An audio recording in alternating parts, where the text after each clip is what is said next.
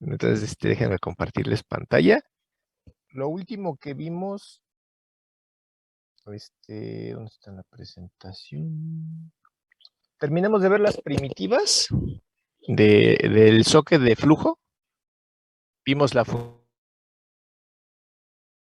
función socket, la función bind, la función listen, la función accept, la función send, la función write, la función read, la función receive, la función shutdown, la función close, la función connect. ¿Sí vimos todas o en cuál nos quedamos?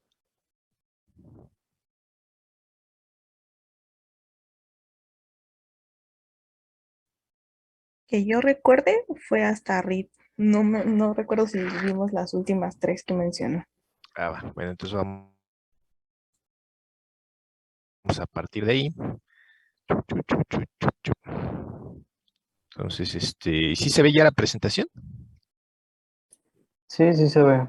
Sí se ve, Y profe. entonces nada más déjenme tomar una captura de pantalla para tener mi evidencia de que aquí anduvimos por si después me las piden los prefectos, porque yo no he visto que se conecte, entonces,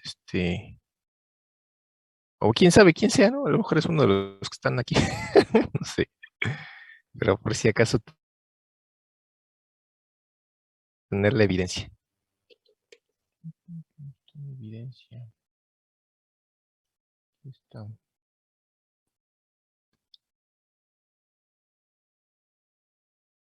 Bueno, entonces, retomando lo que estábamos viendo la clase pasada, vimos que tenemos una receta de cocina.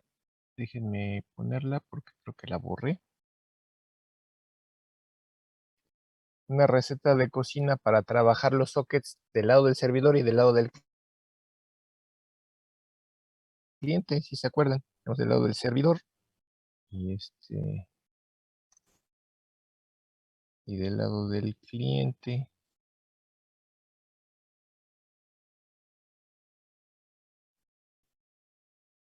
Y habíamos dicho que del lado del servidor todo empieza invocando a la función socket.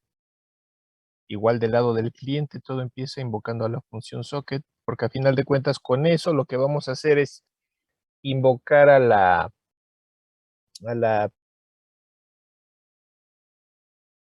interfaz de programación de aplicaciones, que es una API, que me va a permitir acceder al servicio de red por parte del sistema operativo. Y ahí es donde voy a especificar qué tipo de socket quiero, si lo quiero orientado a conexión, si lo quiero no orientado a conexión, en qué dominio va a trabajar ese socket, en el sistema de archivos, en el dominio de Internet, o en algún otro protocolo de comunicaciones, ¿no? Y el protocolo de transporte, si va a ir sobre TCP, si va a ir sobre UDP, etcétera, ¿no? Entonces, para eso es esa función socket. Luego quedamos que en el caso del servidor, tengo que asociar mi aplicación a un puerto local, porque al asociarlo a ese puerto local, ese puerto es el identificador que va a buscar el cliente para comunicarse con él. Es el nombre de la aplicación, ¿no? Así lo va a encontrar. Entonces, del lado del cliente es opcional. Si ustedes quieren, pueden usar igual la función bind para asociar su cliente también a un puerto bien conocido, a un puerto en específico. Si no, no importa el sistema operativo, de cualquier forma les asigna un puerto que no es el que ustedes quieran, pero les va a asignar uno, ¿no? Si ustedes quieren que el cliente también esté asociado a un puerto en particular, pues igual invocan a la función bind. Después, del lado del servidor, se tiene que abrir el socket para empezar a escuchar conexiones entrantes, y para eso es la función listen. Del lado del cliente, pues no hace nada, porque el cliente no acepta conexiones, entonces no tiene que abrir ningún puerto para escuchar conexiones. Después vendría un for infinito, porque no sabes en qué momento van a venir las conexiones de los clientes, pero sabes que cada que llegue un cliente vas a aceptar su conexión. Del lado del cliente, y de hecho aquí lo voy a hacer, ahí,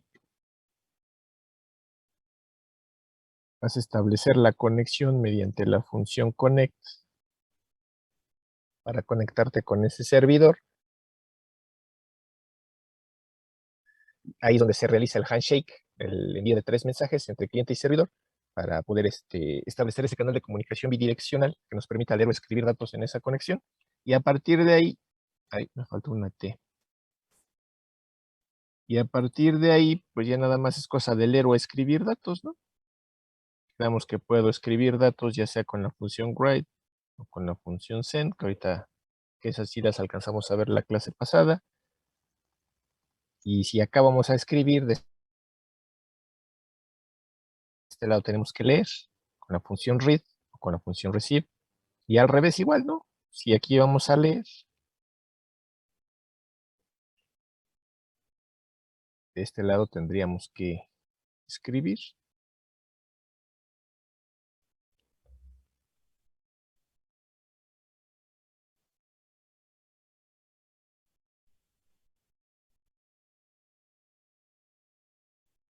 Y si tú quieres deshabilitarle al socket, ya sea la capacidad de leer o la capacidad de escribir, pues lo haces igual con la función shutdown. ¿Quieres habilitar? Y ya cuando no hay nada más que hacer en la comunicación, se cierra el socket. Esa es la vil receta de cocina en la que nos estamos basando y en la que nos vamos a basar para hacer todos nuestros programas. ¿Sí queda claro eso?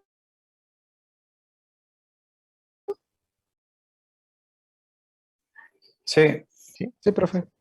Bueno, entonces, continuando con las primitivas que estábamos viendo para la comunicación con socket, tenemos la función read. Si ustedes se fijan, la función read depende de la biblioteca UniSTD, no depende de la biblioteca socket. ¿Por qué? Ya habíamos dicho igual el caso de la función send, ¿no? Y la función write, ¿sí se acuerdan?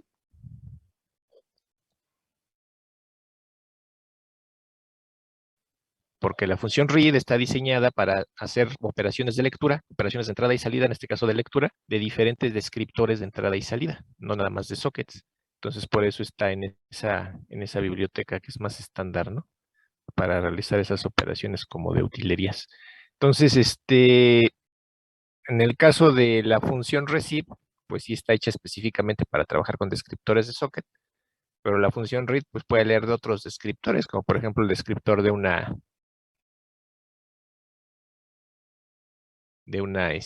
tubería, de un pipe. Y lo vamos a ver cuando veamos las tuberías, vamos a ver cómo con la misma función read vamos a leer datos de la tubería, así como lo estamos haciendo para leer datos desde un socket. Pero bueno, entonces la función read recibe 3 parámetros. El primer parámetro es el identificador o descriptor, como le quieran llamar, del socket, desde donde voy a hacer la lectura.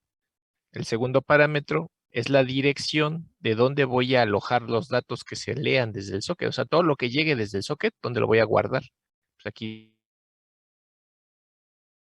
dices la dirección de memoria donde vas a guardar ese dato, ¿no? Y el tercer parámetro es cuántos bytes vas a intentar leer de un jalón, que por lo general es el tamaño del tipo de dato que tienes acá.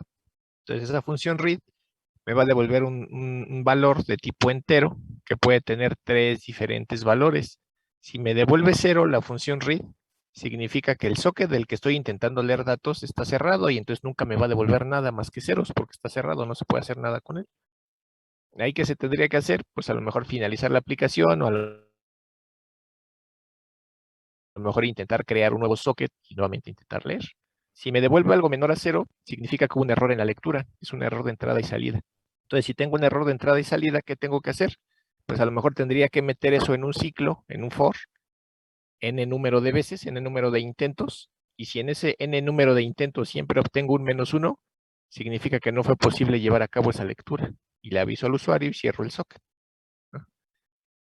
Y si me devuelve algo mayor a 0, significa que sí se pudo recibir algo desde el socket, sí se pudieron leer datos. ¿Cuántos datos? Pues la cantidad que me devuelva de bytes, o sea, si ese número es mayor a 0, lo que me devuelva es la cantidad de bytes que se pudieron leer desde el socket. Entonces aquí tenemos un ejemplo, ¿no? Si yo quisiera leer una cadena desde el socket, previamente tengo que crear un contenedor, que es donde voy a almacenar esa cadena. En este caso le llame buff, o buff, como me quieran llamar. Creo mi cadena para recibir ese texto que va a llegar desde el socket. Aquí me faltó hacer un paso. ¿Qué paso me faltó? Limpiar mi cadena por si tuviera basura, ¿no? Entonces aquí lo que me faltó es invocar a ya sea a la función method o a la función v0, que están en la biblioteca string.h.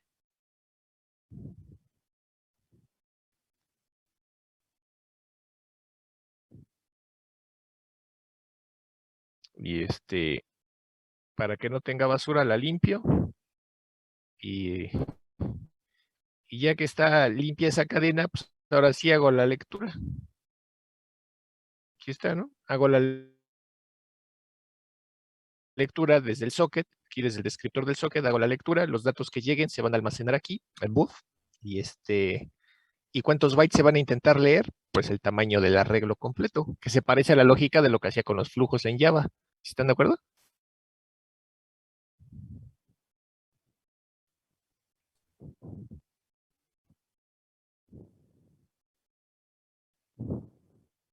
Ajá, sí, sales. Y entonces ya nada más es validar, ¿no? Si la función read me devuelve algo menor a cero, significa que hubo un error de lectura. Entonces a lo mejor ahí tendría que ciclarlo n veces, en un for, en un while, hacer n intentos de lectura, y si no se puede, pues ya le avisas al usuario que no se pudo leer y cierras el socket. También vas a validar, si lo que te devolvió read es igual a cero, significa que el socket del que estás intentando leer ya estaba cerrado, entonces pues igual no se puede hacer nada. Si no, entonces ya quedarían cargados los datos aquí en buff, y ya sabrías cuántos bytes se pudieron leer, que es n. Eso sería para texto. Si lo que vas a leer es un dato que no sea texto, por ejemplo, en este caso estamos leyendo un entero, aquí donde estoy apuntando con la flecha, que pudiera ser un entero corto, un short, un entero largo, un long, pero en este caso agarro un entero normal, ¿no? Un int. Entonces tengo mi dato, y para leer los datos, pues igual, invoco a la función read, se va a leer los datos desde el socket. Esos datos le estás diciendo dónde los va a colocar, la dirección de dónde va a poner los datos, que en este caso es en este contenedor, que es esta variable del tipo de dato que quiere recibir, y cuántos bytes vas a intentar leer, que es el tamaño del entero. Y si sí se pudo leer el entero, pues te devolvería la cantidad de bytes que se leyeron, que en este caso para la arquitectura x86 serían 4 bytes. ¿Y ahí qué me faltaría?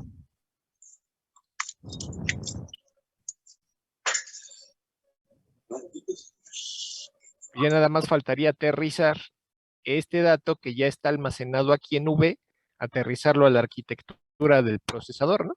Y como habíamos dicho que hacíamos eso.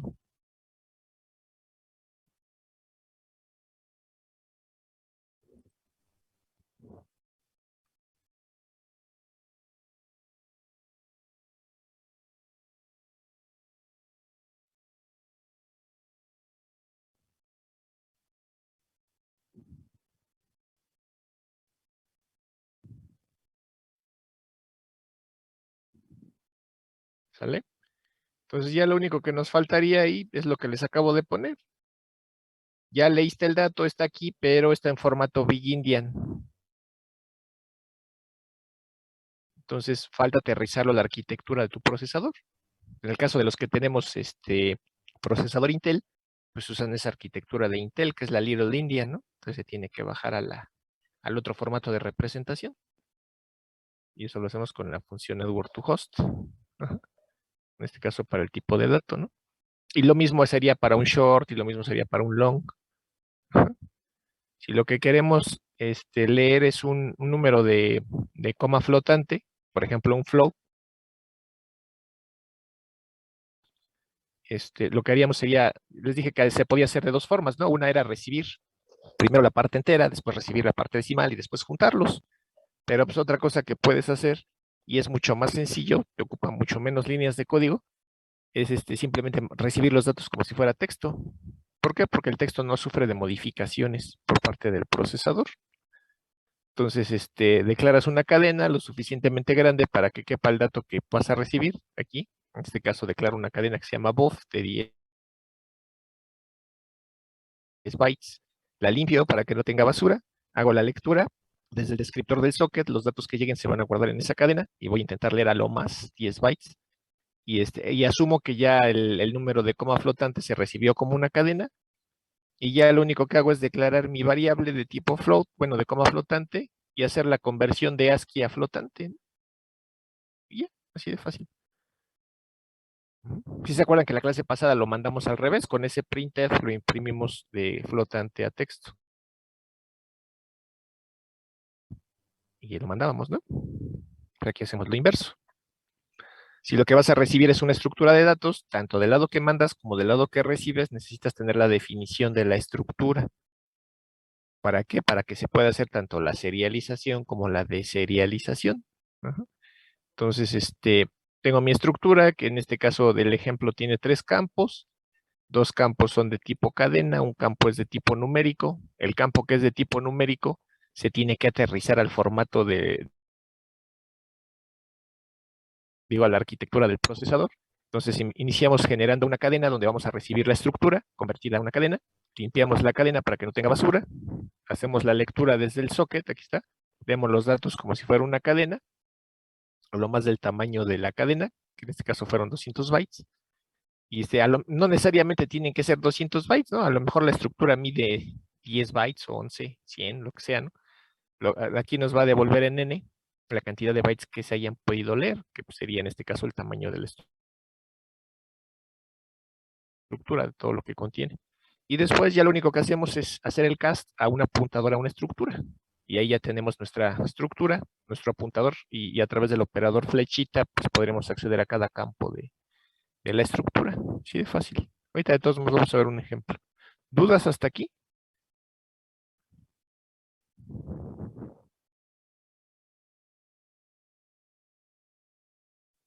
No, todo No, bien. profe, ninguna.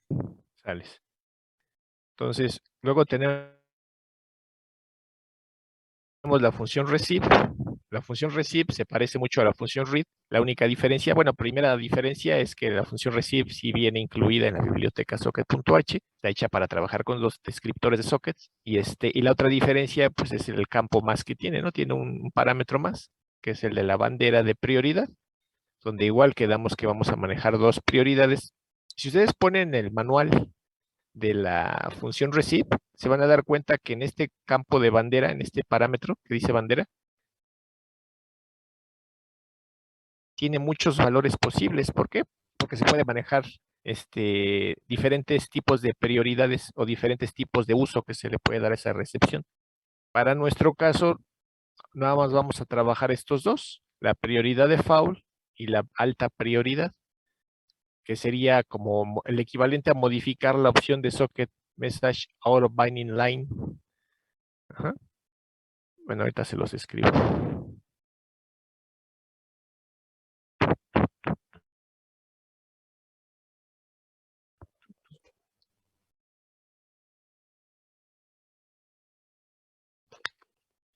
Ahí está. ¿Qué significa? Poder mandar mensajes de manera asíncrona. Que sería mandarlos como si fueran de alta prioridad. Pero es el equivalente a simplemente encender la opción de socket SO o inline, que también vamos a ver ahorita en un ejemplo. Entonces, fuera de eso, lo demás es idéntico a la función read. Y aquí están los ejemplos, nada más déjenme limpiar aquí. Entonces, otra vez, ¿no? Si vas a recibir una cadena, pues declaras un contenedor, en este caso una cadena vacía, lo suficientemente grande para que quepa lo que vas a leer. En vez de invocar a la función read, invocas a la función receive. Y la única diferencia es este parámetro adicional, ¿no? Que en este caso le puse el valor 0. ¿Y eso qué significa? Pues que los mensajes se van a tratar igual que con la función read. ¿Y eso qué significaría a nivel del sistema operativo?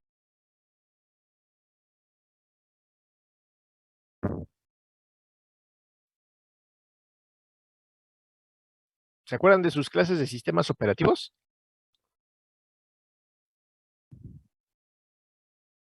Más o menos, profe. Más Sí. o menos. Más o menos. Entonces, se los voy a pintar de una manera así más sencilla pues por como lo hayan visto, ¿no? Y para que se entienda rápidamente. Ustedes en la capa de transporte, ahorita estamos viendo sockets de flujo. Los sockets de flujo viajan sobre el transporte, que es el protocolo TCP. El protocolo TCP maneja identificadores de puerto de 16 bits, ¿no? Que son el puerto origen y puerto destino. Entonces, ¿qué significa? Que cada aplicación que esté trabajando en red necesita tener un identificador de red, digo un identificador de aplicación, que es el número de puerto. Si yo puedo manejar identificadores de 16 bits, significa que al mismo tiempo puedo manejar en mi máquina al mismo tiempo 2 a las 16 aplicaciones que estén trabajando en red. O sea, 65.536. Ajá. Entonces, si esas 65.536 aplicaciones se están comunicando al mismo tiempo en mi máquina, pues tanto están generando datos como están recibiendo datos, ¿no?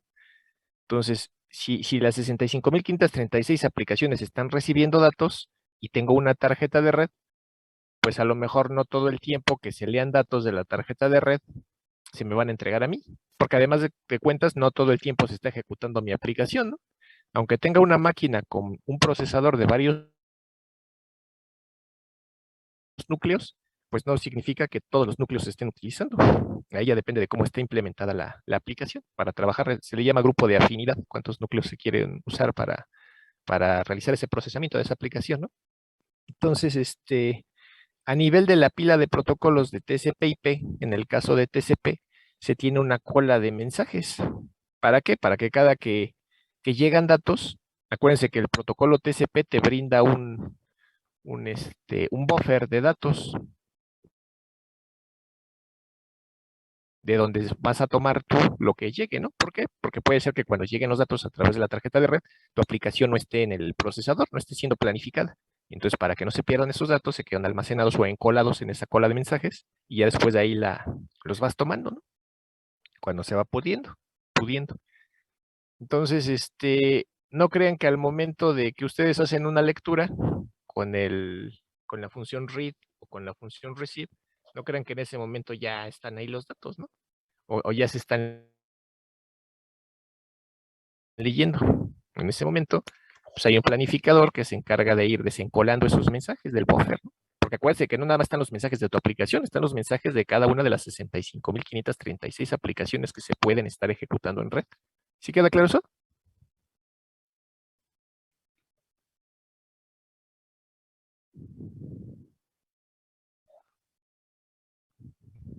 Sí. ¿Sí? Sí, sí. Entonces, si tú no quieres que se le dé la prioridad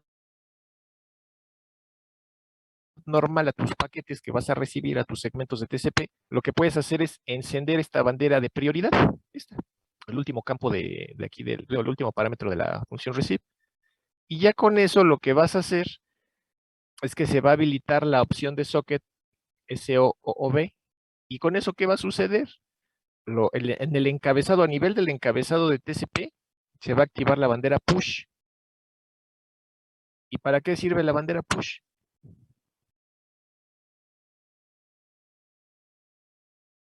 Para que cuando lleguen los datos al receptor, no se queden encolados en esa cola de espera. Luego se van a pasar a la capa de aplicación. ¿Sí se entiende? De otra forma, llegan tus mensajes, se encolan, porque acuérdate que puedes estar recibiendo segmentos en hasta 65.536 aplicaciones al mismo tiempo. Entonces, de aquí a que se desencolen los tuyos, pues a lo mejor tarda algunos microsegundos, ¿no? O nanosegundos, depende de qué tan rápido sea tu máquina, ¿no? Entonces, si no tienes esa capacidad de esperar, pues, ¿qué haces? Pues etiquetas tus paquetes como que son de alta prioridad. Se enciende la bandera de push, en cuanto llegan los datos, se mandan a la capa de aplicación. ¿Sí se entiende? Sí, profe. ¿Sí? Y lo mismo sucede con la función send.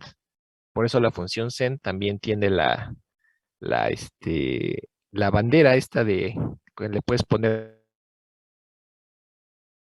la alta prioridad, ¿no? Del lado del emisor, a la hora de que escribe los datos, no se mandan de inmediato por la tarjeta de red, se quedan encolados igual, una cola de mensajes, donde posteriormente un planificador, un despachador, los va atendiendo y ya los va sacando, ¿no? Hacia donde deben de ir, que es hacia la tarjeta de red. Pero lo mismo, si no puedes esperar, pues se enciende la opción de socket, el SO o inline, que sería el equivalente a hacer el flush, para que rápido se vayan los datos. Cuando tú invocas el método flush que vimos en Java, en ese momento se prende la bandera push del encabezado de TCP y en ese momento los datos que salgan, luego se van, no se quedan encolados en esa cola de espera. Ajá. Entonces, para eso sirve. ¿Dudas hasta aquí?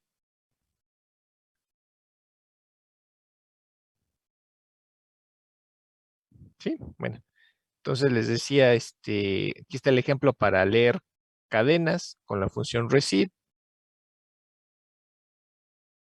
En este caso estoy manejando la prioridad de default, entonces daría lo mismo usar receive que usar read aquí. Aquí lo estoy usando para leer un entero. Igual, declaro mi variable, invoco a la función receive, desde el descriptor del socket, los datos que se reciban se van a almacenar aquí. Máximo intento leer el tamaño de un entero, y aquí sí estoy manejando la alta prioridad. Entonces los datos en cuanto lleguen, luego se mandan a la capa de aplicación. Y aquí igual me faltaría nada más hacer el aterrizar a la arquitectura del procesador, ¿no? Con el network to host long para ese entero, ¿no? Si vas a recibir un número de coma flotante, pues lo mismo, ¿no? Lo recibes como una cadena, invocas a la función receive, los datos quedan guardados en esta cadena, y ya en este caso se está invocando con la prioridad de default, entonces se quedarían los datos ahí encolados en esa cola de espera hasta que se puedan despachar para pasarse a la capa de aplicación. Y ya cuando se pasen a la capa de aplicación, pues ya los pasas al formato, haces el cambio de formato de ASCII a flotante. Y lo mismo para la estructura de datos, ¿no? Recibe los datos como una cadena, creas tu contenedor, que es la cadena vacía, la limpias, haces la lectura, se cargan los datos en la cadena, y ya nada más le haces el cast a una apuntadora a la estructura. ¿Sale? ¿Dudas hasta aquí?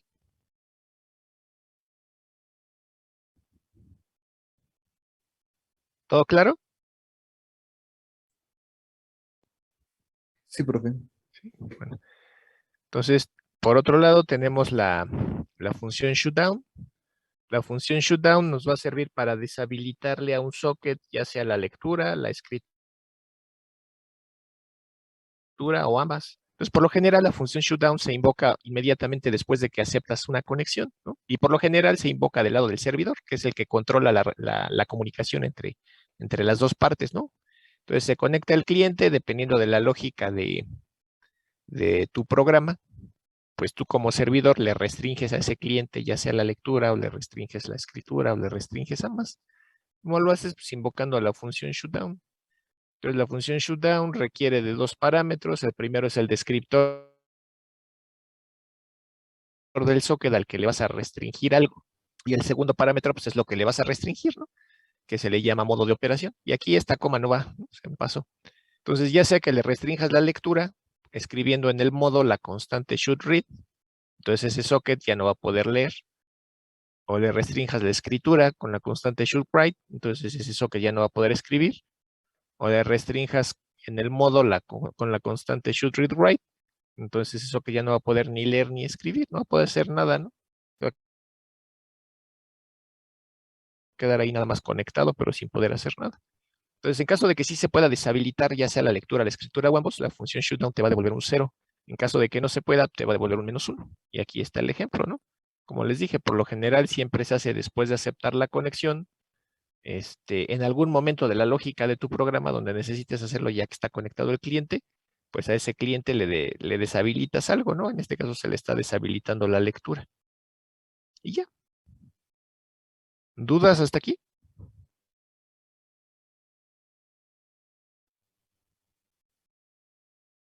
Todo bien. Bien, entonces. Tenemos ya por último del lado del servidor la función close. La función close, si se fija, no pertenece a la biblioteca socket.h. ¿Por qué? Porque sirve para cerrar diferentes descriptores de entrada y salida. No nada más de sockets, sino de otras cosas, ¿no? Como por ejemplo las tuberías que les he estado mencionando y que vamos a ver más adelante. Entonces, ¿en qué consiste ese proceso de cerrado? Pues se cierra un socket. ¿Y qué significa que se cierra el socket? Significa que se tiene que matar ese proceso. ¿Y qué significa que se mate ese proceso? Significa que además de que se muere ese proceso, el identificador que tenía asociada esa aplicación se tiene que desasociar de la tabla de descriptores de procesos, ¿no? ¿Por qué se tiene que desasociar? Pues porque ese proceso ya no está vivo. Y entonces ese identificador, que es el número de puerto, debe de quedar libre para poder ser asociado a un nuevo proceso que se va a ejecutar en red. ¿Cuál es el problema? Que ese proceso de desasociar el programa o el proceso que acaba de terminar con uno nuevo que se vaya a crear tarda entre 15 y 25 segundos en sistemas operativos basados en Linux. Bueno, en general, en los sistemas operativos, ¿no? Tarda entre 15 y 25 segundos ese proceso de desasociar. Entonces, si tú estás corriendo, por ejemplo, un servidor que está asociado al puerto 1, 2, 3, 4 y por algún problema en la lógica de tu aplicación truena el servidor y luego lo quieres volver a echar a andar y asociarlo al mismo puerto 1, 2, 3, 4, a lo mejor te va a marcar un error que te va a decir address already in use, ¿no? De que ya se está usando esa dirección y ese puerto. ¿Por qué? Porque no se ha desasociado del proceso que acaba de finalizar con el identificador que tenía. Y es por eso que cuando tú creas un servidor, por lo general se habilita la opción de socket reuse address, SO reuse address. ¿Por qué? Para que no tengas que esperarte entre 15 y 25 segundos en lo que se desasocia ese identificador o ese puerto de ese proceso que finalizó. ¿Sí queda claro? ¿Sí? Vale. Entonces, en caso de que sí se pueda finalizar ese proceso, pues close te va a devolver 0. En caso de que no se pueda, te va a devolver -1. Entonces, eso sería las primitivas que vienen aquí, del lado del servidor, ¿no? Ya vimos socket, bind, listen, accept, read, write, send, receive, shutdown y close. Del lado del cliente, pues son básicamente las mismas. Socket, si es que se quiere usar bind, se usa bind, read, write, shutdown, receive, send, close. La única que nos faltaría ver es la función connect, y ahorita la vamos a ver. Entonces aquí tenemos ahí, es que me pasé de diapositiva. Aquí tenemos la función que nos falta ver, que es la función connect, que requiere de dos bibliotecas, de la biblioteca socket.h y de la biblioteca types.h. ¿Por qué requiere de la biblioteca types.h? Porque tiene tipos de datos que están definidos aquí, como por ejemplo el tipo de datos socket length. ¿Qué tamaño tiene el tipo de datos socket length?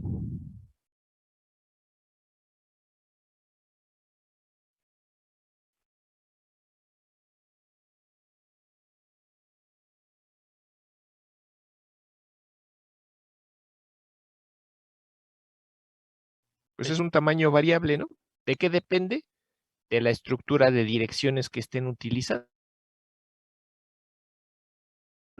No mide lo mismo una dirección IPv4 si se está trabajando a una estructura de direcciones para la pila de IPv4 que una dirección IPv6 si se está usando la pila de direcciones, la estructura de direcciones para la pila de IPv6. Entonces tiene un tamaño variable. Entonces, este tipo de dato, por ejemplo, está definido aquí en types.h, ¿no?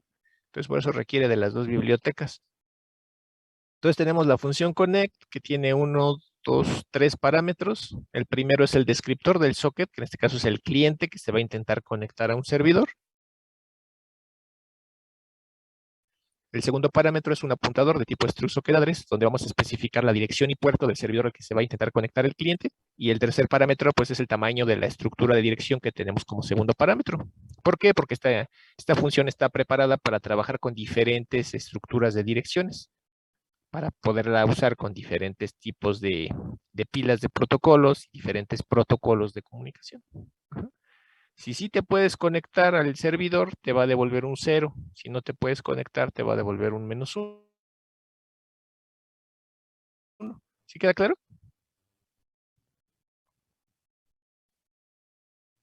Sí. ¿Sí? Sí, profe. Sale. Aquí está un pequeño ejemplito de cómo se usaría la función connect. Aquí me salté unas líneas de código. Lo que tendríamos que poner en estas líneas de código y que yo me salté es declarar una variable de tipo struct address info, que es la que vamos a estar ocupando porque soporta las dos pilas, la de IPv4 y la de IPv6. Esto es declarar una variable de tipo struct address info y aparte dos apuntadores, ¿no? Uno que es el que me va a devolver la dirección de la lista ligada, donde se encuentran las estructuras de direcciones que se encontraron en mi sistema operativo, y el otro es con el que voy a recorrer esa lista ligada. Pues para eso serían los dos apuntadores. Después tendría que limpiar, ya sea con la función memset o con la función v0, mi estructura de tipo address info. tendría que rellenar los campos que necesito. ¿Cuáles necesito? El dominio, el tipo de socket y el protocolo de transporte. Después tendría que invocar a la función getAddressInfo, validando la dirección IP y el puerto del servidor al que me voy a intentar conectar. Y ya que tenga eso, si es que la función getAddressInfo me devuelve un 0, significa que ya tendría ahí lista una lista ligada para recorrerla y ver qué estructuras de direcciones puedo usar para crear mi socket. Y ahí es donde empezaría aquí. Este for para recorrer la lista ligada, asociaría este apuntador al inicio de la lista ligada que está dado por este otro apuntador. En cada iteración me movería el siguiente elemento de la lista ligada hasta llegar al final de la lista ligada, que es la referencia nula. Y con cada una de esas estructuras de direcciones, si es que se puede, trataría de ver con cuál puedo crear mi socket, tomando de esa estructura de direcciones que tengo en ese momento en la lista ligada, tomando de ahí su dominio, tomando su tipo de socket y tomando el protocolo de transporte. ¿Por qué? Porque ya quedaron precargados cuando yo llené los campos de la estructura AddressInfo, ¿no? Entonces ya quedaron predefinidos ahí. Entonces simplemente los tomo para ver si se puede crear con lo que el socket con lo que yo especifiqué que quería. Si sí se puede crear, pues ya lo que tendría que hacer es conectarme al servidor. Ya creé mi socket, ahora lo conecto al servidor. Si no se puede crear, pues hago un continuo para mover mi apuntador al siguiente elemento de la lista ligada y nuevamente intentar crear el socket con la siguiente estructura de direcciones que tome. Sí, entonces, si sí se pudo crear, entonces ahora sí me conecto. ¿A dónde me voy a conectar? Desde el descriptor del socket de mi cliente, voy a intentar conectarme a la dirección y puerto del servidor. ¿Dónde quedaron esa dirección y ese puerto del servidor? Ah, pues yo los escribí, los validé y los registré, todo con invocar a la función getAddressInfo. No sé si recuerden cuando vimos la función getAddressInfo. Está. Aquí está para un cliente, ¿no? Aquí en la función getAddressInfo, cuando invoco a la función getAddressInfo, ¿ya se ve la diapositiva? Sí, profe. Sí, profe. Aquí al invocar a la función getAddressInfo estoy validando la dirección IP y el puerto del servidor al que me voy a conectar. Entonces, tanto los estoy validando como los estoy registrando. Ajá. Entonces, a la hora que me devuelve la función getAddressInfo, me devuelve la lista ligada aquí. Esta lista ligada que contiene estructuras de direcciones, esas estructuras de direcciones ya van a tener precargados estos datos. La dirección IP que voy a usar, el puerto que voy a usar. Y además los campos que yo especifique en mi estructura, el dominio, el tipo, el protocolo de transporte. Ya va a quedar precargado. Entonces, a la hora de que yo los esté usando aquí por ejemplo, aquí en la función connect, cuando invoco a la función connect, con ese descriptor de socket, voy a tomar de ese apuntador, que es este P, que es el que va recorriendo la lista ligada. Se supone que ya trae precargados los datos en la estructura de direcciones que me regresó la función getAddressInfo. Entonces, de ahí va a tomar la dirección IP, el puerto y el tamaño de la estructura de direcciones, que es lo que me pide la función connect. ¿Sí queda claro?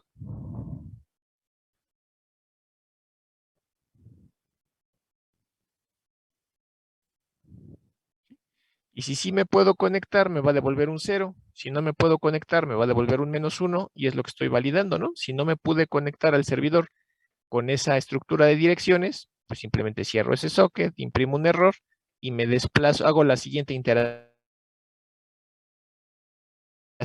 Por eso hago un continuo para irme a la siguiente iteración del for, recorrerme al siguiente nodo de la lista ligada y ver si con la siguiente estructura de direcciones sí puedo realizar todos los pasos de la receta de cocina, crear el socket y conectarme. Si sí me puedo conectar, pues ya le di el clavo, ya tengo lo que necesitaba, ya no necesito seguir recorriendo la lista ligada y por eso hago un break para salirme de este for y continuar con la lógica de mi aplicación. ¿Sale? Vamos a ver un ejemplo. ¿Hasta aquí tienen alguna duda antes de ver los ejemplos? ¿No? Bueno, supongo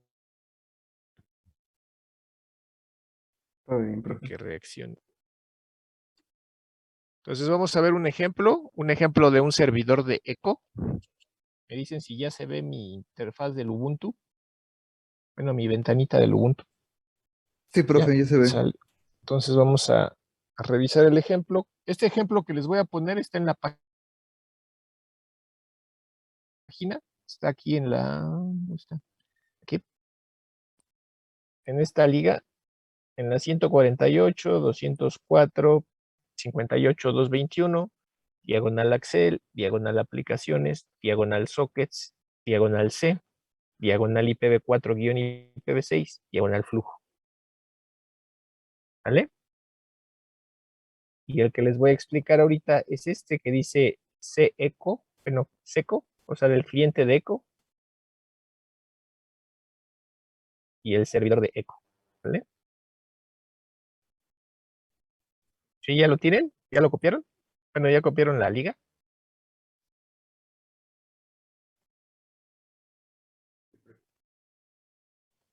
Espere, profe, tantito.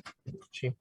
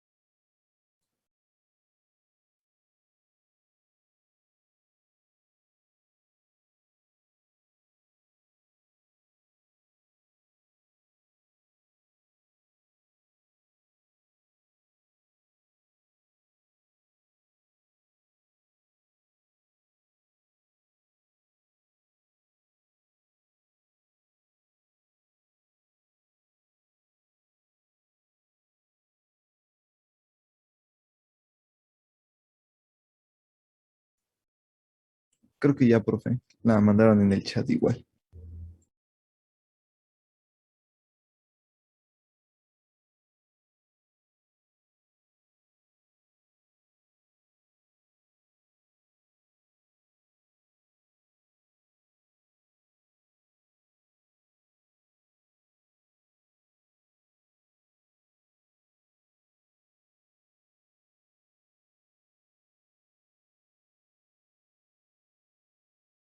Creo que no es el del link.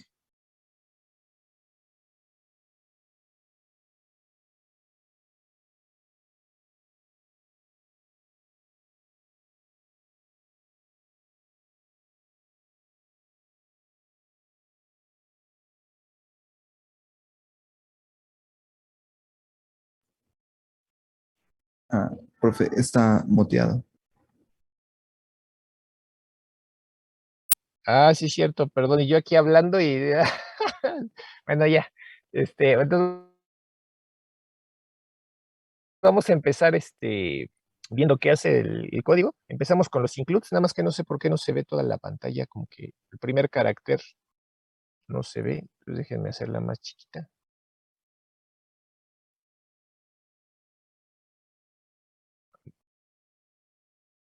A ver si así. Así sí se alcanza a ver más o menos, ¿no? Bueno, entonces empezamos importando, bueno, en este caso incluyendo las bibliotecas. Así como en Java importábamos las clases, aquí vamos a incluir las bibliotecas que se van a usar. Entonces vamos a empezar utilizando stdio, porque requerimos esta biblioteca para cosas tan sencillas como hacer un printf o un scanf o cosas así, ¿no? Hacer operaciones de entrada y salida requieren usar primitivas que vienen especificadas ahí o definidas ahí en la biblioteca estándar de entrada y salida. Vamos a requerir también la biblioteca systypes.h. Ya quedamos por qué, porque todas las primitivas para el uso de sockets están requiriendo las definiciones de tipos de datos tan simples como un tipo int, un tipo long, un tipo float, el tipo socketLength, el tipo size_t, etcétera, etcétera, ¿no? Entonces, están definidos en esa biblioteca types.h. Requerimos igual la biblioteca socket.h porque ahí vienen las primitivas para el trabajo de socket, ¿no? La función socket, la función bind, la función listen, la función accept, la función connect, etcétera, etcétera, ¿no? Las que hemos visto ahorita, bueno, las que acabamos de ver. Luego hay otras bibliotecas, como en este caso la biblioteca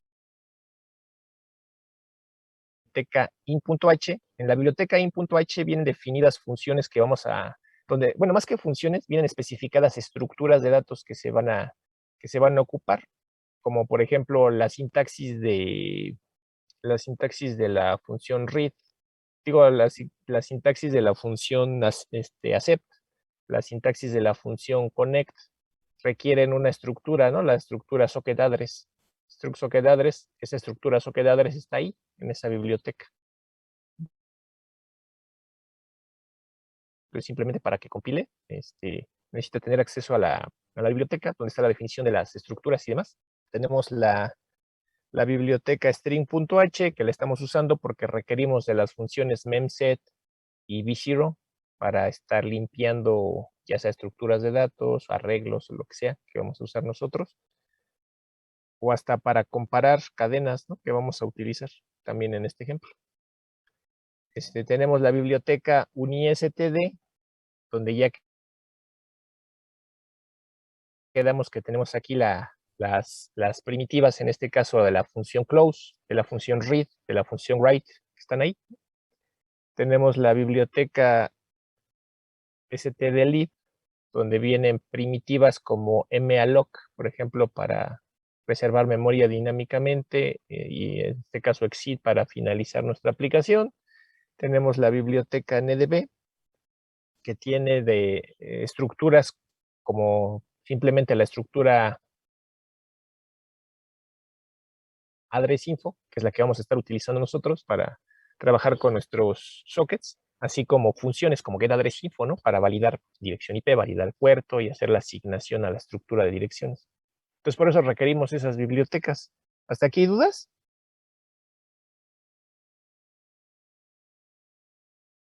No, profe. ¿No? Bien, entonces, nuestro servidor va a estar corriendo en el puerto 1235. Entonces, eso nada más acuérdense, ¿no? Para así, por si se me olvida el rato. Entonces, aquí tengo la definición de una función que se llama error, recibe como parámetro una cadena y lo único que hace es que cada que se invoque va a imprimir 2 líneas. Bueno, va a ejecutar 2 instrucciones. Va a imprimir en la salida de error estándar con perror esa cadena que se pasó como parámetro y va a finalizar la aplicación. ¿Y para qué se puso? Simplemente para evitar estar poniendo esas 2 instrucciones cada que se haga una validación. Simplemente se invoca la función error y ya en automático se hacen esas 2 instrucciones, ¿no? La de perror y la de exit. Tenemos otra función aquí que se llama getInAddress o getInAddr. Lo único que hace esa función es validar qué protocolo se está utilizando, si la de IPv4 o la de IPv6, y simplemente lo haces accediendo al dominio de la estructura de direcciones, si es AFINET o si es AFINET 6. Aquí tenemos ya la función principal, que es donde ya viene lo bonito. Entonces aquí en la función principal empezamos declarando unas variables, ¿no? De entrada la variable sd hace referencia a un descriptor de quién, del servidor, ¿no? El server descriptor, ¿no? Entonces, ¿qué va a ser el identificador para cuando cree mi socket del lado del servidor? Luego cd es el descriptor del lado del cliente. ¿Dónde lo voy a usar? Cuando haga una accept que acepte una conexión entrante, ahí voy a asociar esa conexión a ese identificador o ese descriptor, como le quieran llamar.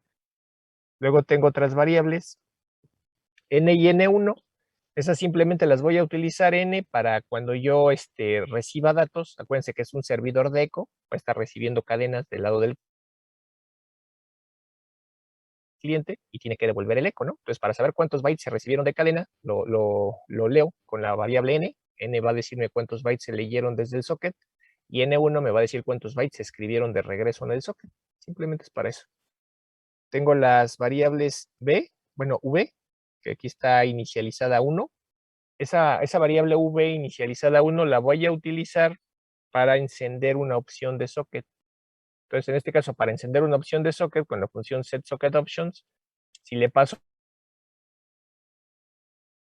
esa opción de socket un valor de 1, se enciende la opción de socket. Si le paso un valor de 0, se apaga la opción de socket, ¿no? Entonces, cuando quiera encender opciones de socket, les voy a pasar este valor. Cuando quiera apagar opciones de socket, les voy a pasar este valor. ¿Sí se entiende?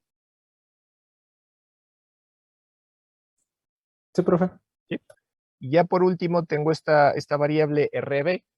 Simplemente la estoy utilizando aquí para saber si sí se pudo ejecutar bien la instrucción getAddressInfo. Bueno, la función getAddressInfo. ¿Qué significa? O sea, si RB es igual a 0, significa que sí tengo una lista ligada con al menos una estructura de direcciones que tengo que verificar para ver si puedo crear mi socket con esa estructura de direcciones. Entonces, para eso estoy utilizando RB, ¿no? Tengo otra variable de tipo socketLength, que lo que va a contener es el tamaño de la estructura de direcciones del cliente que se va a conectar conmigo, que puede ser tanto para la pila de IPv4 como para la pila de IPv6. Luego aquí tengo declaradas dos cadenas, una cadena que se llama HBOF, ¿está? Y una cadena que se llama SBOF. HBOF lo que va a contener es la dirección IP del cliente que se conecte conmigo, pero en un formato de cadena. Y SBOF va a tener el número de puerto o el identificador del servicio asociado a ese puerto en un formato de cadena. ¿Sí se acuerdan que vimos que de acuerdo al RFC 1700 y al RFC 1340, yo tengo servicios ya asociados a ciertos puertos, servicios que están corriendo en mi sistema operativo siempre, o casi siempre, y están asociados a los primeros 1023 puertos. ¿Sí se acuerdan? Que en alguna de las clases lo checamos. Sí, profe, sí. Sí. Entonces, si yo quiero imprimir qué servicios es el que está corriendo el cliente que se conectó conmigo o a qué puerto está asociado, pues eso se va a guardar aquí, en esta cadena. Y si quiero saber la dirección IP o el nombre calificado de ese cliente, lo voy a saber aquí, en esta cadena. Esas cadenas ya están creadas con un tamaño máximo que está definido en estas constantes. Entonces, si quieren saber qué tamaño es, pues tendrían que mandar a imprimir el valor de estas constantes para que se los pongan. Entonces, luego tenemos aquí declarada mi estructura addressinfo, que es en la que yo voy a especificar qué tipo de socket voy a crear, que en este caso es un socket de flujo, qué protocolo de transporte se va a utilizar, que en este caso es TCP, y qué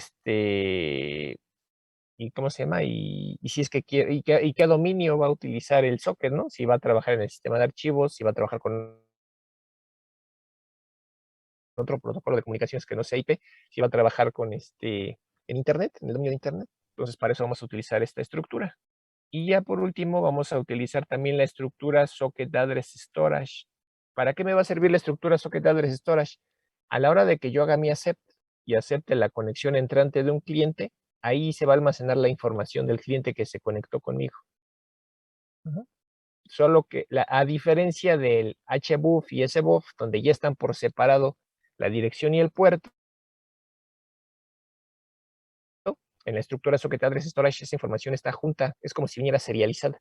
Y se deserializa y se separa, ¿no? La IP del puerto en un formato de texto que sea fácil de entender por el ojo humano, ¿no? ¿Sí se entiende la diferencia? ¿Sí? Bueno, entonces aquí simplemente calculamos el tamaño que va a tener la estructura de direcciones del cliente que se va a conectar con nosotros. Limpiamos nuestra estructura de tipo Socket Address Storage para quitarle la basura.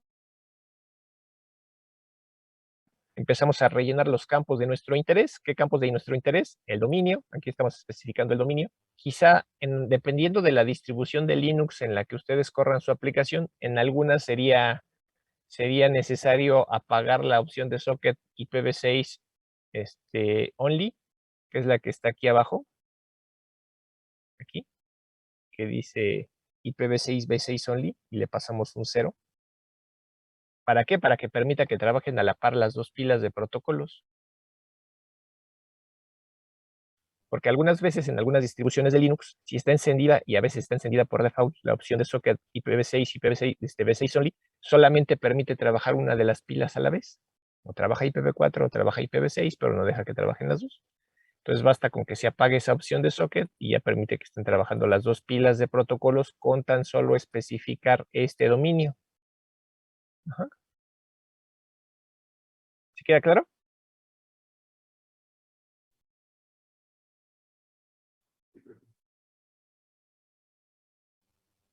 ¿Sí? Sí. Vale. Entonces especificamos el dominio en el que va a trabajar mi socket. Le estoy poniendo IPv6, pero si está apagada la opción de socket IPv6 v6 only, van a funcionar las dos pilas de protocolos, la de IPv4 y la de IPv6. Especificamos el tipo de socket, que va a ser un socket de flujo. Especificamos cómo va a ser un servidor y ese servidor tiene que estar asociado a un puerto en específico, pues tenemos que avisar que se va a invocar a la función bind para hacer la asociación a ese puerto. ¿Y cómo lo avisamos? Prendiendo la bandera Address Info Passive. Especificamos el protocolo de transporte para nuestro socket con el comodín 0, indicando que el sistema operativo se va a encargar de elegir cuál es el mejor protocolo de transporte para un socket de flujo. Y ya los campos que me faltan, pues ya sea que los ponga en nulo o que no los ponga, ¿no? Simplemente si no son de mi interés. Entonces ya hago la validación.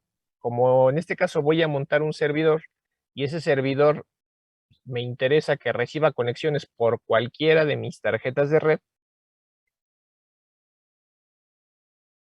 entonces simplemente voy a validar el puerto que va a escuchar ese servidor. Si me interesara que ese servidor limitara las conexiones por una tarjeta de red en particular, tendría que validar también aquí en este campo que está en nulo la dirección IP asociada a la tarjeta de red por donde quiero que se hagan las conexiones.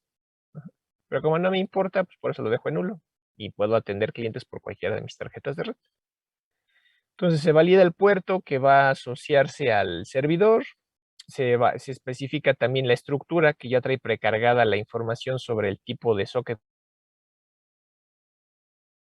que voy a querer, qué protocolo de transporte, qué dominio y demás. Y se especifica dónde me va a devolver la dirección del inicio de la lista ligada en caso de que sí haya al menos una estructura de direcciones válida para ser usada, ¿no? Entonces valido que la función getAddressInfo me devuelva un 0. Si me devuelve 0, significa que sí se encontró al menos una estructura de direcciones con la que puedo trabajar. Y entonces, ¿qué tengo que hacer? Pues recorrer esa lista ligada, ¿no? Entonces, para eso es que tengo este for. Para empezar a recorrer mi lista ligada. Y en cada nodo de la lista ligada voy a tener una estructura de direcciones con la que voy a intentar ver si puedo trabajar y crear mi socket. Entonces, tomo el primer nodo, tomo mi apuntador de tipo addressinfo, struct addressinfo, lo inicializo al primer elemento de la lista ligada, o sea, al primer nodo, aquí le estoy igualando el primer nodo de la lista ligada, y con esa estructura de direcciones voy a intentar crear mi socket. De esa estructura de direcciones tomo su dominio, tomo el tipo de socket, tomo el protocolo de transporte y veo si sí se puede crear el socket. Si no se puede crear, pues hago un continuo, me recorro a la siguiente estructura de direcciones del for aquí, y veo si con la siguiente estructura sí puedo crear el socket. Si sí se pudo crear el socket, entonces ahora empiezo a modificar las opciones de socket que requiera, ¿no? Les dije que casi en la mayoría de los servidores lo que voy a hacer es encender la opción de socket reuse address. Aquí está, SO reuse address. Que en Java era más fácil porque simplemente invocaba el método setReuseAddress. Pues aquí es más genérico, con la misma función modifico todas las opciones de socket, ¿no? Con la función setSocketOption. Especifico el descriptor del socket al que le voy a modificar la opción de socket. En el siguiente parámetro tengo que decir en dónde se encuentra esa opción de socket, en dónde se encuentra de toda la pila de protocolos de TCP/IP, en cuál capa se encuentra. Ah, pues se encuentra en la capa de socket layer, por eso dice sol de socket layer. ¿En qué capa? La capa de socket. ¿Cuál es la capa de socket? La capa de aplicación. Ajá. Entonces, en la capa de aplicación es donde vamos a encontrar la gran mayoría de las opciones de socket, salvo una que otra que no está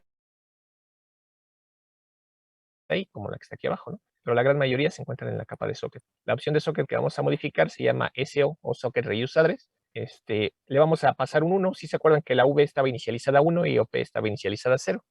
Entonces le pasamos la dirección del 1 para encenderla. Con un 1 se enciende, con un 0 se apaga. Entonces estamos encendiendo esa opción de socket y le decimos cuántos bytes mide este dato que le vamos a pasar acá. Si la función setSocketOption me devuelve 0, significa que sí se pudo modificar esa opción de socket. Si me devuelve -1, significa que no se pudo modificar. Y luego lo mismo, pero acá. Invoco a la función setSocketOption para modificar ahora la opción de socket IPv6 v6 only. Ahora en lugar de encenderla, quiero apagarla, por eso le paso un 0. Esta opción de socket es referente a IPv6. ¿Y dónde se encuentra IPv6? Pues en la capa de red, que sería a nivel del protocolo IP. Aquí está, IP Protocol IP, pero IPv6, o sea, la versión 6 del protocolo IP. Esa no es la capa de aplicación, es la capa de red, ¿no? Y le paso el 0 y la cantidad de bytes que mide este dato que le estoy pasando acá. Si me devuelve un 0, significa que sí se pudo deshabilitar esa opción de socket. ¿Hasta aquí tienen dudas?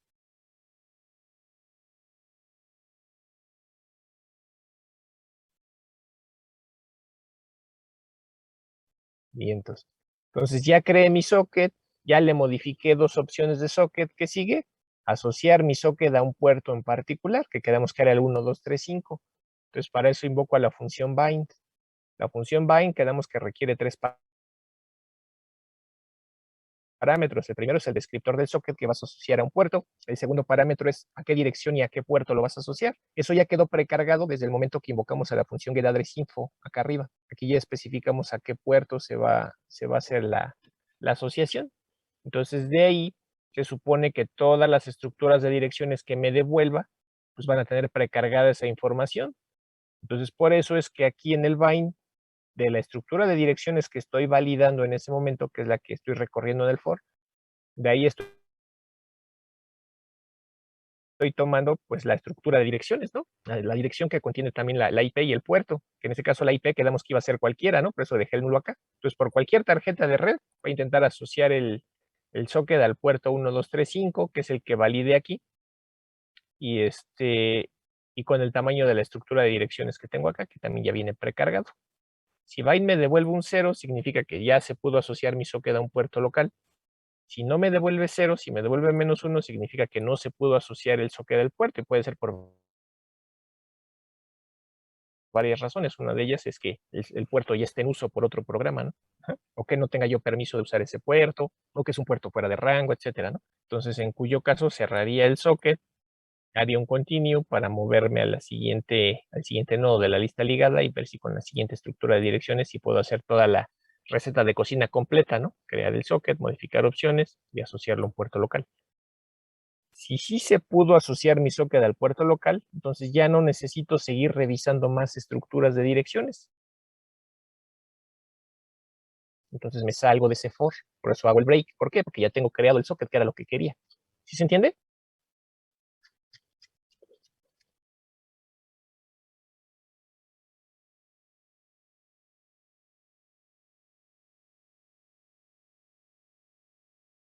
¿Sí queda Sí, claro? profesor, sí se ¿Sí? entiende. Vale. Entonces ya me salí del for, ya tengo mi socket creado, ya está asociado a un puerto local, ya tiene modificadas opciones de socket, ya no necesito tener la lista ligada, entonces libero la memoria asociada a esa lista ligada con la función freeAddressInfo. Si yo hubiera recorrido la lista ligada completa y no hubiera encontrado una estructura de direcciones válida para crear mi socket habría llegado a este caso, ¿no? Donde mi apuntador llegó al final de la lista ligada. Entonces, si llegaste al final de la lista ligada y no pudiste crear el socket, mandas un mensaje de error y terminas tu aplicación. Bueno, entonces, con mi socket ya creado y asociado a un puerto, pues ya voy a empezar a escuchar conexiones entrantes. Entonces, invoco a la función listen para abrir mi socket que empieza a escuchar conexiones entrantes. Le aviso al usuario que corre el servidor que ya estoy esperando clientes. Y aquí, al igual que en Java, yo no sé en qué momento van a llegar los clientes. Entonces, hago un ciclo de espera infinito, ya sea un while true o un forever, como está en este caso. Y en cada iteración voy a aceptar una conexión. ¿Sí queda claro? Así como así en Java. Es un servidor iterativo. En cada iteración acepto una conexión. Entonces, antes de aceptar mi conexión, checo el tamaño de la estructura de dirección que se va a utilizar aquí con el sizeOf. Simplemente mido el tamaño de la estructura de dirección e invoco a la función accept. Entonces, desde el socket de mi servidor voy a aceptar una conexión. El descriptor de la conexión que se va a aceptar se va a almacenar aquí en el descriptor del cliente. Y entonces, a través de este descriptor me voy a poder comunicar con ese cliente. Los datos de quién se comunicó conmigo están aquí, contenidos en esta variable de tipo socketAddressStorage, que aquí dice su dirección de address. Y el tamaño de esa estructura de direcciones pues es el que calculé una instrucción antes, ¿no? Acá arriba.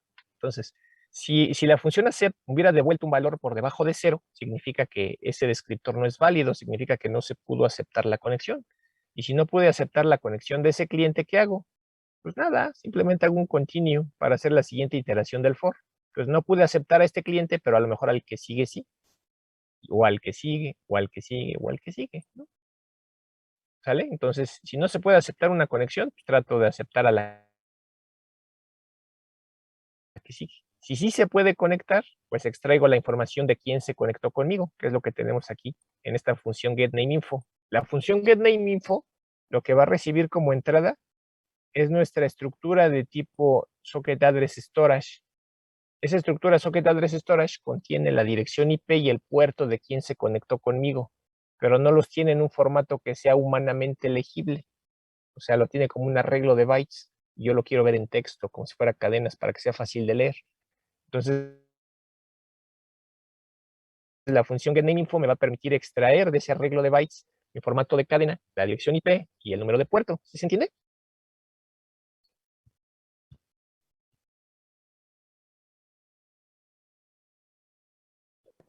Sí, sí se entiende. Dale. Entonces, esta función getNameInfo requiere de 7 parámetros. El primero es la estructura que le estoy pasando, ¿no? Esta, que es una estructura SocketAddressStorage, pero como la sintaxis me dice que tiene que ser una apuntadora SocketAddress, pues por eso le hago el cast, no por otra cosa, simplemente para que no me marque warning el compilador a la hora de compilar el programa. Pero yo sé que lo que le estoy pasando pues, es la dirección de una variable de tipo SocketAddressStorage. Entonces, de esa variable de tipo SocketAddressStorage voy a extraer la dirección IP y el puerto. Primero tengo que especificar como siguiente campo cuánto mide esta estructura de direcciones. Entonces, por eso simplemente le mido el sizeOf a la estructura de direcciones para decir cuántos bytes mide esta estructura. Luego, el siguiente campo es una cadena y en esa cadena me va a almacenar la dirección IP o el nombre calificado del cliente que se conectó conmigo. Y especifico cuál va a ser el tamaño de esa cadena, que ya quedamos que es una constante que me dice cuál es el tamaño máximo, ¿no? Después la siguiente cadena me dice, eso es una cadena que va a almacenar el servicio, el identificador de servicio o el número de puerto al que está asociado ese cliente. Y cuántos bytes mide, que es el siguiente campo, ¿no? Y ya por último, ¿en qué formato los quiero? Si los quiero en el formato numérico, como en este caso que le estoy pidiendo el formato numérico para el host y el formato numérico para el servicio, o podría especificar que quiero el formato canónico para el host y el formato canónico para el servicio, en cuyo caso me daría el nombre calificado y me daría el número de servicio, bueno, el identificador de servicio, en lugar del número de puerto. ¿Sí se entiende?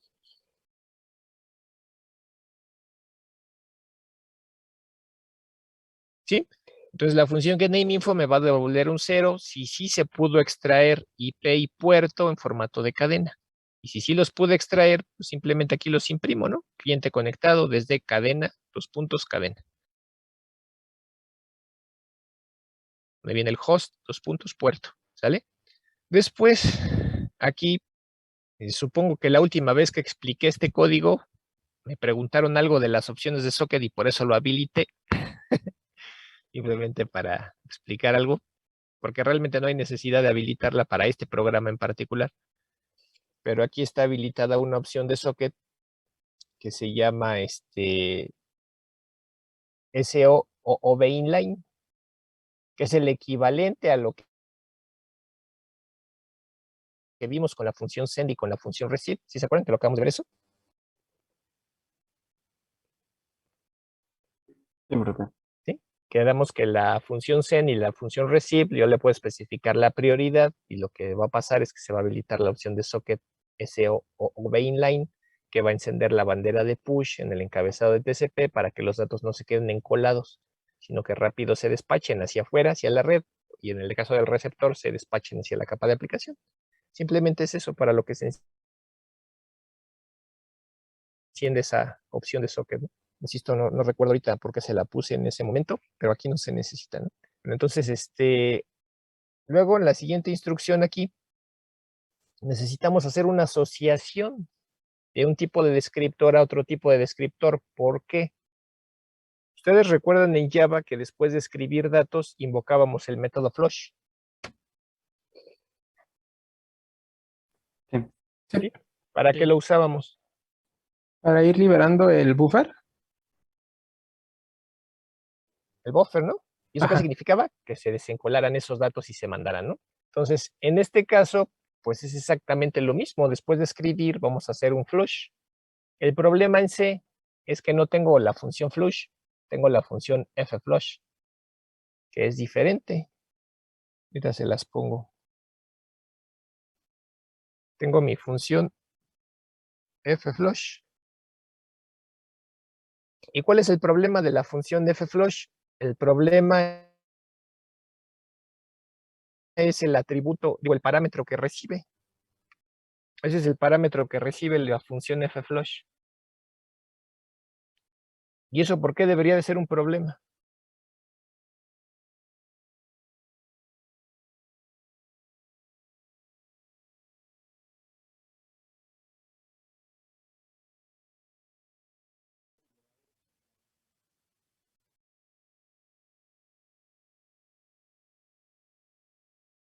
Ajá. O sea, el problema de que yo necesite, de que yo use como parámetro un apuntador archivo, pues es que se supone que lo que va a liberar es el descriptor de entrada y salida, fflush. Y mis descriptores que yo estoy manejando para mi socket, ¿de qué tipo son? ¿Son de tipo file?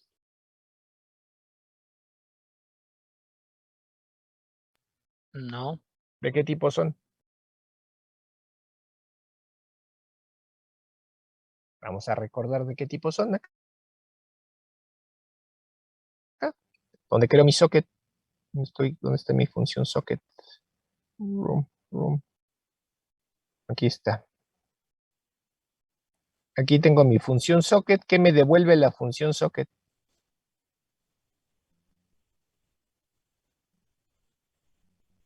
SD, ¿de qué tipo quedamos que era?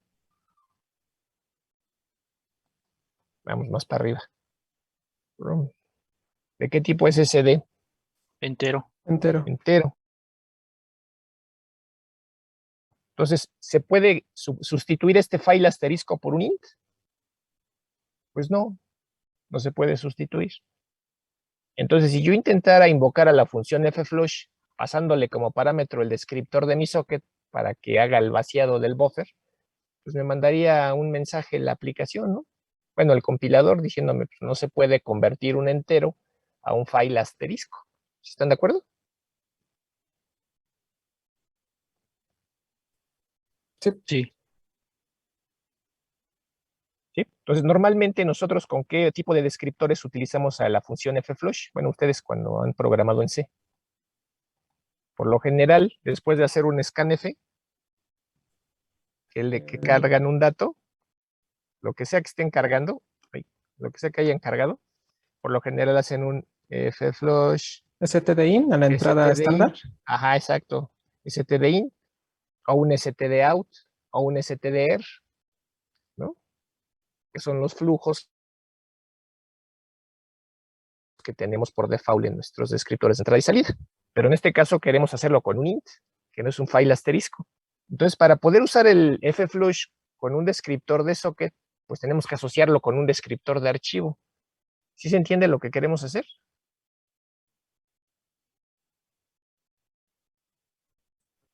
Sí, profe. Y entonces, para poder hacer eso, es que utilizamos aquí abajo, no me acuerdo dónde me quedé, aquí. Y para eso es que hacemos esto. Invocamos a la función fdopen. Entonces, la función fdopen lo que va a hacer es asociarme un descriptor de archivo, de hecho aquí lo tengo, un file asterisco, lo va a asociar con el descriptor de mi socket, aquí está, ¿no? El cliente que acepté. ¿Sí se ve? Sí. ¿Sí? Y lo estoy asociando para la operación de escritura de bits, escritura binaria. Por eso es el W+. Ajá. Entonces, ahora sí, cada que yo escriba datos con la función write o con la función send, después voy a poder invocar un fflush sobre f. Porque yo ya sé que eso está asociado al descriptor del socket. ¿Por qué? Porque está asociado con fdopen, ¿no? Ajá. ¿Sí queda claro?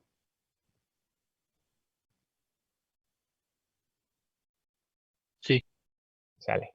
Pues todo eso nada más para poder usar el flush, ¿no? Pero bueno. Entonces, en este caso es un servidor de eco. Ese servidor de eco va a recibir cadenas que le va a mandar el cliente. Esas cadenas las voy a almacenar aquí, en esta cadenota, que le llamo BOF, que mide 1024 bytes. Como yo no sé cuántas veces ni cuántos bytes me va a escribir el cliente de un jalón, pues voy a hacer ni en qué momento lo va a hacer. Inicio un ciclo de lectura infinito, que es lo que tengo aquí, este forever. Así como lo hacía en Java, ¿no? Entonces, en cada iteración voy a limpiar esa cadena donde voy a almacenar temporalmente lo que reciba del cliente. La limpio ya sea con MZ o con V0. Leo los datos desde el socket. Aquí está. Desde mi socket del cliente. Desde mi socket del cliente estoy leyendo los datos. Van a quedar almacenados aquí en la cadena BOF. Y voy a intentar leer máximo el tamaño del arreglo, que era lo que hacíamos en Java con los flujos, ¿no? Entonces, y me va a devolver aquí en la variable n la cantidad de bytes que se pudieron leer desde el socket. Entonces, válido, ¿no? Que no haya habido problemas de lectura. Válido también que no esté cerrado el socket. Y si no hay problemas de lectura ni está cerrado el socket, que es else, entonces significa que ya recibió un mensaje de parte del cliente, ¿no? Entonces mando a imprimir lo que se recibió del cliente a través del socket. Válido que lo que recibí no sea la cadena salir. Si fue la cadena salir lo que recibí, ya sea independiente de mayúsculas y minúsculas, si leí la palabra salir, entonces significa que ese cliente ya se va. Entonces cierro el socket y me salgo de ese for infinito que tenía acá arriba, ¿no? Ese ciclo infinito de lectura. Si no tenía la palabra salir, entonces simplemente le devuelvo el eco. Estoy haciendo el write, devolviéndole lo que él me escribió. ¿Cuántos bytes le estoy devolviendo? La cantidad de bytes que yo leí de él, que en este caso es n, ¿no? ¿Sí se ve o no se ve?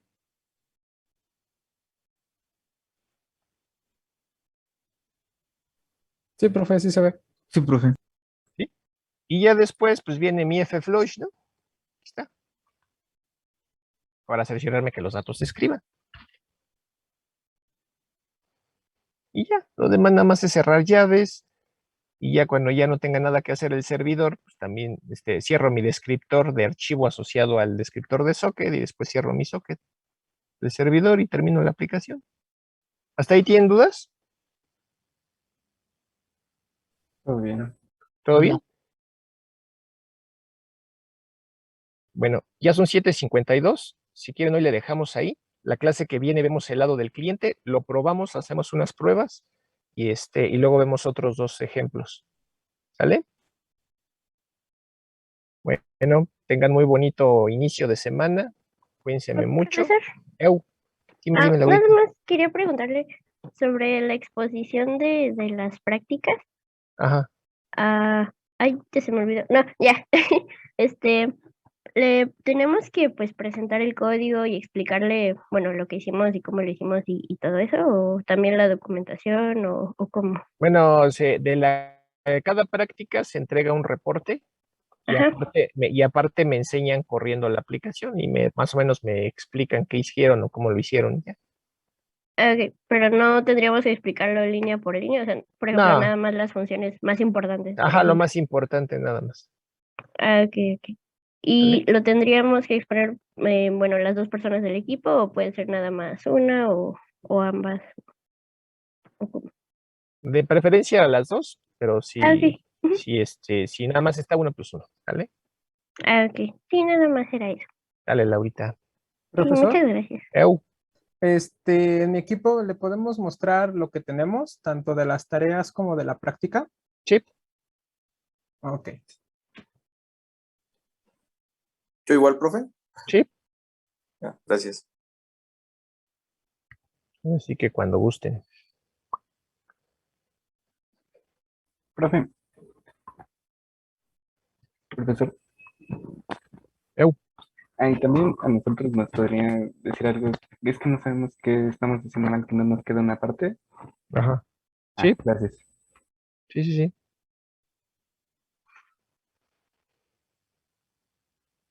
Creo que el otro compañero iba a presentar, si quiere, que sea primero, porque ahorita mi compañera tiene un poco de problemas con su internet. Sí, está bien. Oiga, los- profe, Eu, no, ¿me escucha? sí, Oiga, no hay problema que nada más uno se lo muestre, es que yo ahorita tengo sí, dime. examen Ajá. y ya no se lo puedo mostrar hoy, pero se lo puede mostrar mi equipo. Pues sí, o la siguiente clase, no te preocupes. Ah, ok, ok. ¿Sale? Gracias, profe. Dale, Eu. En la siguiente clase aún va a haber para revisión, entonces. Sí, toda la semana. Ah, gracias, profesor. Y hasta Sí. ahorita nada más sería la práctica y la tarea 2, ¿no? Ajá, Ah, gracias. sí. Entonces, ¿quién me iba a enseñar algo?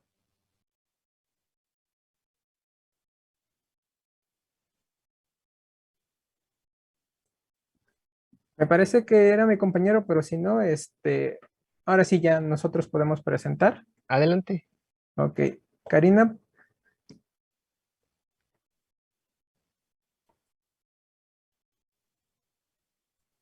Voy, permíteme, deja busco el proyecto.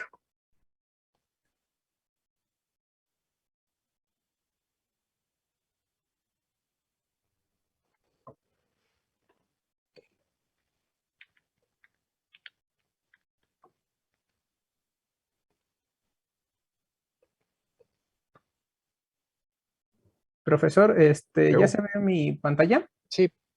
Ok, bueno, en este caso primero le vamos a presentar lo que nosotros tenemos en la parte de la práctica. Ujú, Ok, vale. Tenemos aquí nuestras clases principales, que cada una va a ir llamando a su respectivo clase. ujú, Tenemos un menú en la parte del cliente y la ujú, clase servidor para la parte del servidor. Así ujú. que primero vamos a correr la parte del servidor. Y en este caso vamos a mostrar en consola que que ya esté corriendo correctamente.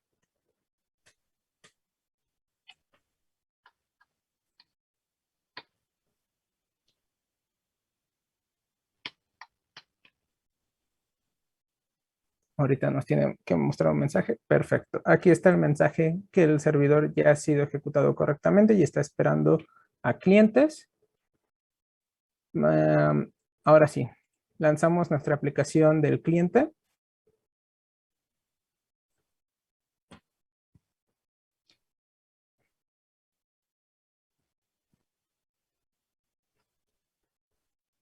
Y nosotros lo que hicimos fue implementarle una pequeña interfaz para que esto fuera un poquito más amigable y no verlo, bueno, nada más para seleccionar lo que queremos hacer. Sí. Primero, vamos a subir un archivo que fue también parte de la tarea 1. Ujú, Ok, voy a abrir mi explorador de archivos, donde tengo la carpeta de la práctica. En este caso, aquí es donde se alojan. Vamos a borrarla. Ok. Le damos clic en subir archivo. En consola nos va, ahorita nos va a mostrar el JFile Chooser, donde ujú, ya nosotros podemos seleccionar los archivos. Nos vamos a ir a Desktop. ¿Qué vamos a mandar? Vamos a mandar un TXT. ujú, Vamos a mandar una imagen. ujú, Y también vamos a mandar un video. ujú. Ay, no, se está seleccionando muchos. A ver, creo que esto está... Se selecciona a todos. Le puse un... Ajá. No, joder. Primero mandamos los dos y después el video aparte, porque si no... Ok, aquí y aquí. Mandamos dos archivos primero. Sí. Un TXT y una imagen. En este caso nos aparece un mensaje por cada archivo que se ha subido correctamente. Sí. Vemos nuestra carpeta de pruebas y aquí está. Si Ujú, queremos mandar otro archivo, nada más lo seleccionamos. Igual para que vea que también se puede con videos. ujú, Ahora, que nosotros que vemos en la parte del cliente, del servidor, en la consola. ujú. Estamos viendo lo mismo que habíamos visto en el ejemplo que usted nos proporcionó. Ujú. sobre cómo íbamos recibiendo los bytes y el porcentaje del archivo. Sí. Bueno, esa es la parte de que ya se puede subir. Ahora nosotros vamos a descargar archivos de la carpeta del servidor. En este caso sería la de práctica. Digo, la de pruebas. Vamos a descargar archivo. En consola a nosotros nos pide, como cliente, nos arroja que estos son los archivos que existen en la carpeta del servidor. Sí. Vamos a seleccionar el 0 y el 1 por índices, así como lo tengo aquí, con una coma, al 0 y 1. Y ya, aquí nos aparece a dónde se van a ir a descargar.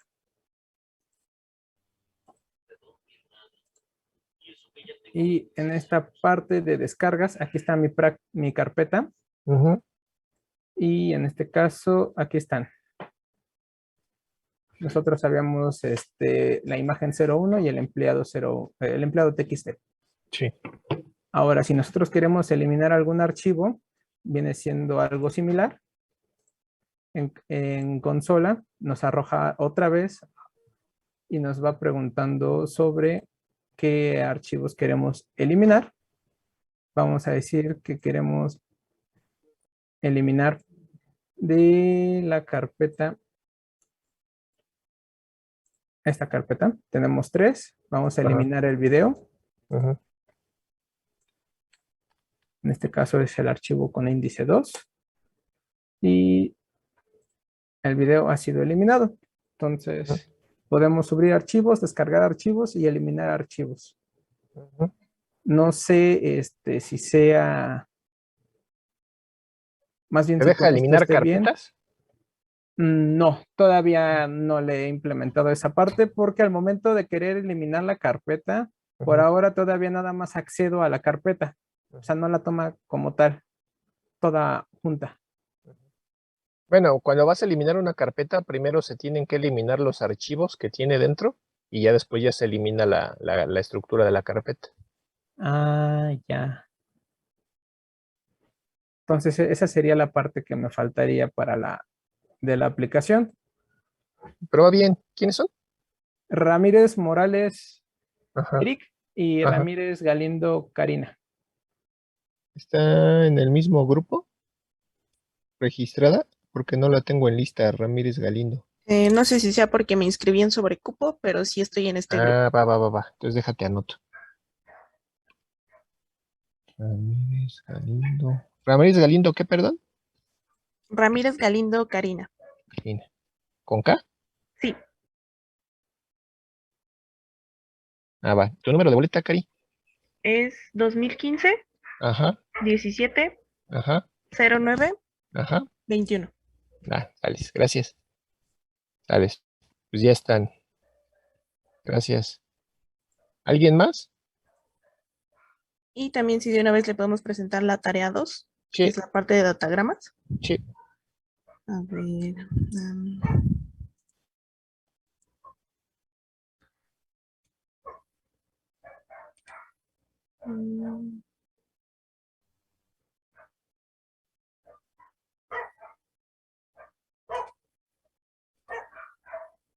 Entonces eran Ramírez Galindo y ¿quién? Ramírez Morales. Sí, cierto. Perdón. Sales. ¿Ya se ve en mi pantalla? Ya. Ok. Pues prácticamente lo de la tarea 1, pues creo que ya viene implícito en lo que hicimos de la práctica. De todos modos, se modificó el mismo archivo donde estábamos trabajando con usted el ejemplo. Y creo que lo diferente aquí sería la tarea 2, que es la parte de datagramas.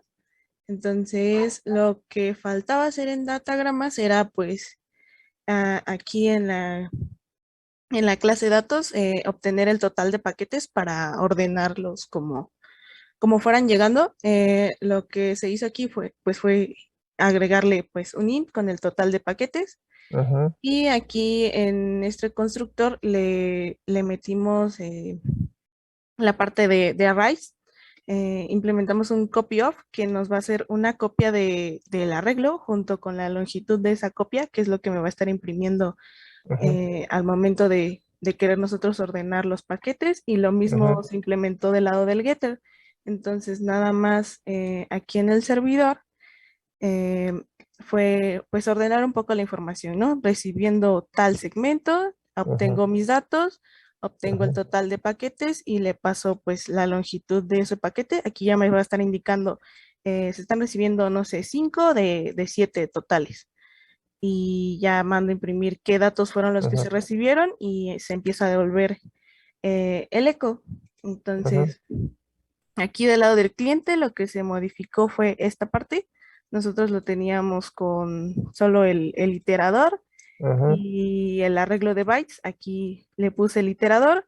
Se puede dejar solo el iterador, pero me comenzaba en 0, le agregué 1 para que empezara 1 de 5, 2 de 5. Le paso mi arreglo de bytes, le paso lo que leí en el datagrama y esta variable NP que utilizamos para el datagrama extra que se está mandando. Entonces, al momento de correr el servidor, vamos a correr el servidor. Ya me dice que está iniciado en el puerto 1, 2, 3, 4. Vamos a correr el cliente.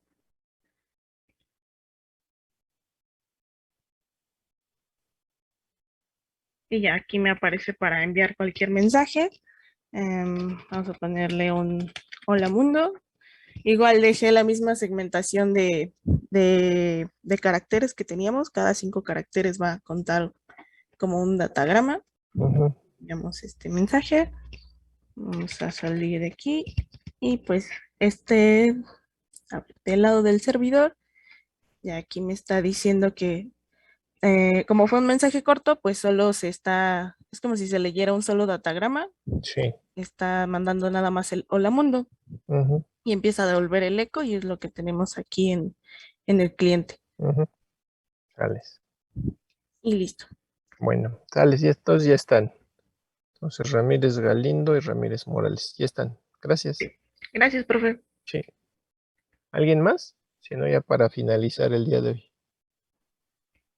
Yo, profe. Adelante, Eric.